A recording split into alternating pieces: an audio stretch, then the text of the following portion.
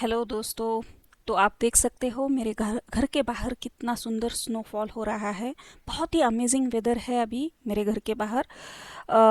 तो ऐसे मौसम में हम बाहर तो नहीं जा सकते हैं, लेकिन घर बैठे कुछ गर्मा गर्म डीप फ्राई खाने की इच्छा ज़रूर होती है।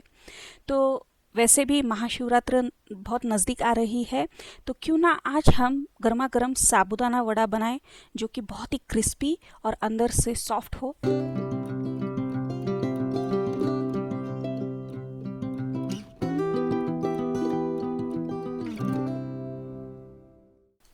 तो सबसे पहले साबूदाना वड़ा बनाने के लिए चलिए लेते हैं 1 कप साबूदाना। हम इस साबूदाना को 2 बार पानी में अच्छी तरह धो के लेंगे, क्योंकि इसमें जो एक्सेस स्टार्च है या एक्सेस पाउडर है वो निकल जाए और साबूदाना अच्छी तरह से साफ़ सुथरा हो जाएगा।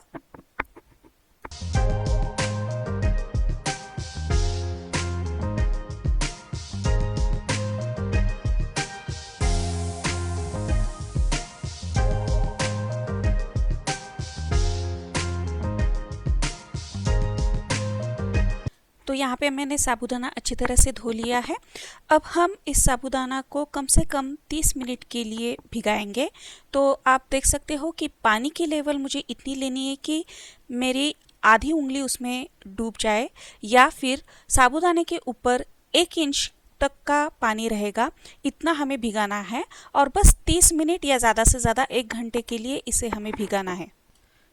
अब आधे घंटे के बाद आप देख सकते हो कि ये साबूदाना कितनी अच्छी तरह से फूल गया है। अब मैं इसे ड्रेन करके लेती हूँ। एक छन्नी में इसे डाल के इसका पानी निकाल के लेती हूँ। अब साबूदाना छन्नी में निकाल लेने के बाद हम छन्नी को 1-2 झटके या जर्क लगाएंगे। उससे पानी पूरी तरह से ड्रेन हो जाएगा और जितना भी पानी है वो साबूदाना में से निकल जाएगा। और फिर ये साबूदाना हम फिर से एक बोल में निकाल के लेंगे। तो बस अब साबूदाना एक बोल में निकाल लेने के बाद हम इसमें 2 बड़े चम्मच पानी डालेंगे। यहाँ पे मैंने हाथ में ही थोड़ा अंदाजे पानी लेके 2 बार पानी डाला है, तो आप भी ऐसा कर सकते हो। और बस इसे हमें 7 से 8 घंटे रात भर भिगाना है। अगर आपको बहुत जल्दी है तो आप इसे सिर्फ 4 घंटे भी भिगा सकते हैं। तो मैंने अब इस बोल पे ढक्कन रख दिया है और इसे रात भर हम ऐसे ही भिगाएंगे। अब रात भर भिगोने के बाद हमारा ये साबूदाना फूल के एकदम रेडी है। आप देख सकते हो कि कितना खिला खिला और एक एक दाना सेपरेट हुआ है। तो कुछ इस प्रकार हमें ये साबूदाना चाहिए। यहाँ पे मैं आपको एक दाना मैश करके भी दिखाती हूँ। तो मैश करने के बाद आप देख सकते हो कि ये बहुत ही इजीली मैश हो रहा है। इसमें कोई भी अंदर दाना नहीं दिख रहा है, तो इसका मतलब ये साबूदाना अच्छी तरह से भीग गया है। चलिए अब वड़े बनाने के लिए हम बाकी की तैयारी देखते हैं। तो यहाँ पे मैंने आधा कप रोस्टेड पीनट या मूंगफली ली है। अब हम इसकी एक दरदरी पाउडर बना के लेंगे। ध्यान रखिएगा कि यहाँ पे मैंने आधा कप पीनट लिया है, आधा कप पाउडर नहीं लिया है। तो इस आधे कप में जितनी भी पाउडर होंगी हम वो पाउडर लेंगे और कुछ इस प्रकार हमें एक दरदरी पाउडर करनी है। अगर इसमें ऐसे कुछ कुछ पूरी मूंगफली या पीनट्स रह जाए तो कोई प्रॉब्लम नहीं है। ये खाने में और दिखने में बहुत अच्छे लगते हैं। अब चलिए देखते हैं कि साबूदाने वड़े का एक्चुअल मिक्सचर कैसे बनाना है। तो अब यहाँ पे मैंने एक बोल लिया है, उसमें मैं लेती हूँ भीगा हुआ साबूदाना। अब हम इसमें डालेंगे दरदरी पिसी हुई पीनट पाउडर।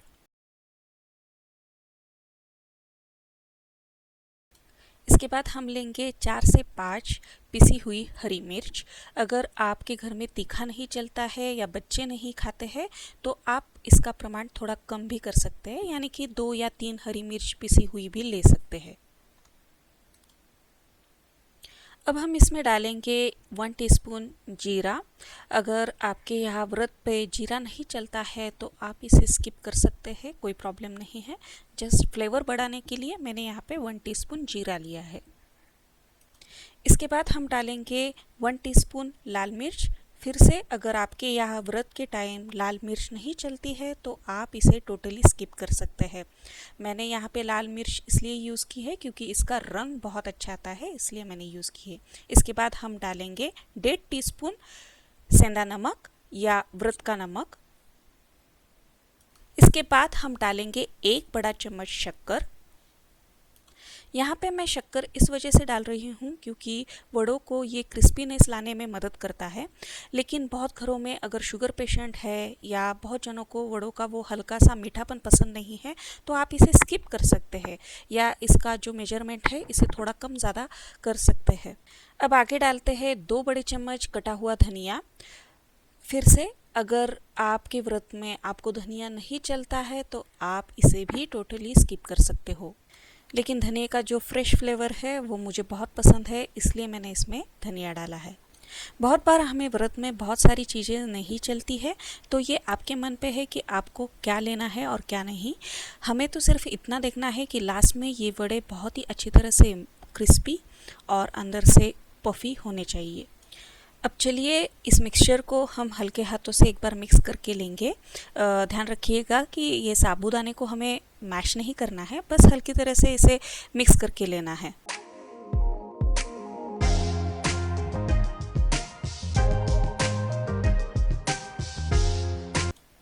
अब मिश्रण रेडी होने के बाद हम लेंगे 2 मीडियम साइज़ के उबले हुए आलू या पोटैटोज़।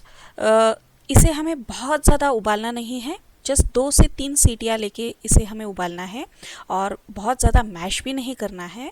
जस्ट हमें इसे बहुत ही दरदरा या बड़े बड़े पीसेस रह जाएंगे इस तरह मैश करना है। अब हम डालेंगे हमारा सीक्रेट इंग्रेडिएंट जिससे हमारे वड़े बनेंगे एकदम क्रिस्पी। यहाँ पे मैंने लिया है 1 बड़ा चम्मच अमरंथ या राजगिरा या अमलान का फ्लावर।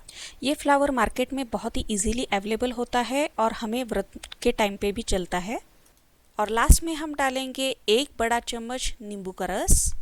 और बस नींबू का रस डालने के बाद हम लास्ट में इस पूरे मिक्सचर को अच्छी तरह से मिक्स कर लेंगे। मैं थोड़ा पहले आलू को भी मैश कर लेती हूँ बीच बीच में और इसे एक अच्छे मिक्सचर में टर्न कर लेते हैं।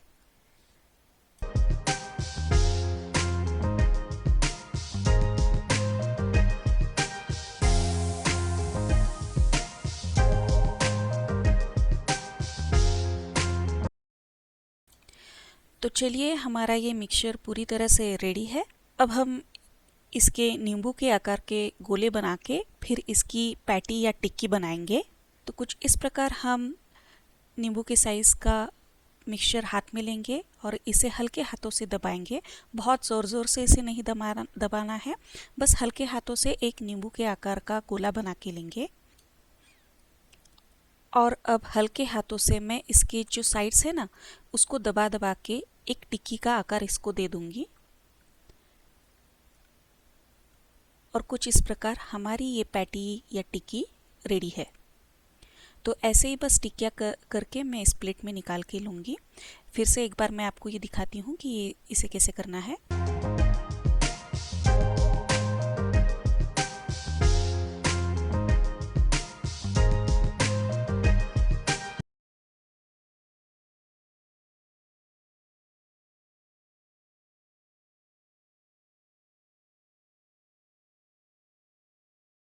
एक बात का ध्यान रखिएगा कि मैंने इसमें पानी बिल्कुल नहीं डाला है। ये मिक्सचर में जो नींबू का रस है ना उससे ही ये अच्छा मिक्सचर हो जाता है।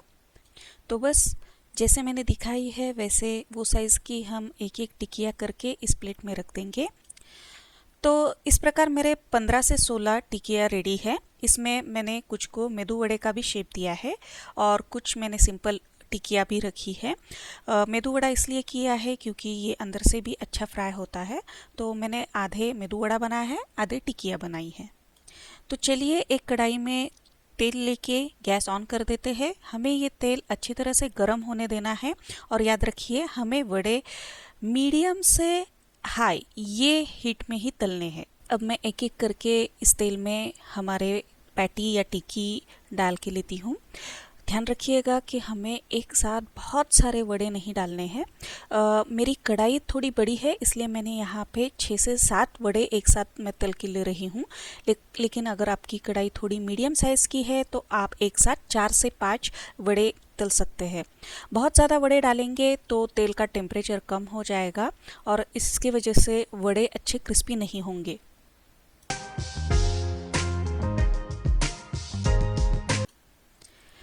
यहाँ पे आप देख सकते हो कि थोड़ी देर वड़े तलने के बाद ये अब नीचे से ऊपर आ गए हैं, पूरी तरह लाइट हो गए हैं और इसका कलर भी चेंज हो गया है। ये थोड़े से गोल्डन ब्राउन कलर के हो गए हैं।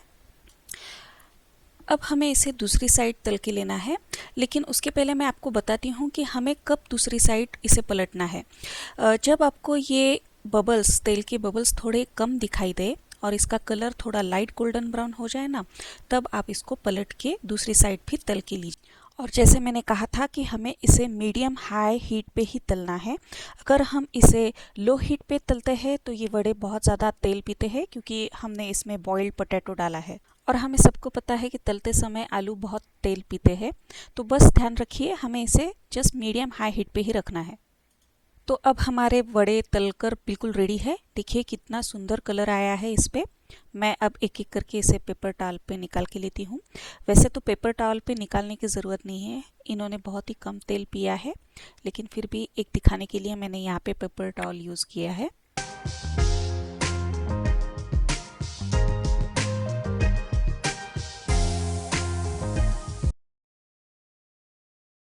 तो चलिए हम अब इस वड़े को टेस्ट करते हैं कि ये सच में क्रिस्पी हुआ है या नहीं।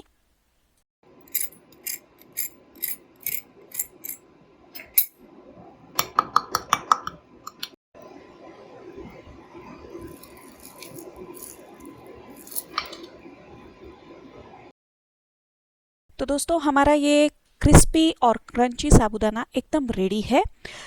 आप इस साबूदाने वड़े को कोई भी फास्टिंग में चलने वाली चटनी के साथ खा सकते हैं, लेकिन आज मैंने इस वड़े के लिए एक स्पेशल कोकोनट चटनी बनाई है। अगर आपको इसकी रेसिपी देखनी है तो मैंने डिस्क्रिप्शन बॉक्स में डाली हुई है, आप उसे एक बार ज़रूर देखिए। वीडियो के दौरान जो मैंने आपके साथ ट्रिक्स और टिप्स शेयर किए हैं उसको आप ज़रूर फॉलो कीजिए। जैसे कि मैंने आपको कहा था कि आपको एक बड़ा चम्मच राजगिरा या अमरन का फ्लावर लेना है। इससे जो भी मिक्सचर में एक्सेस मॉइस्चर है, ये फ्लावर इसको पूरी तरह एब्सॉर्ब करता है और उसी वजह से ये वड़े बहुत क्रिस्पी होते हैं।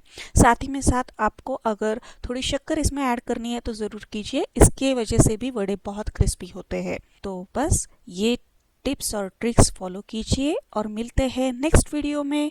Till then bye bye.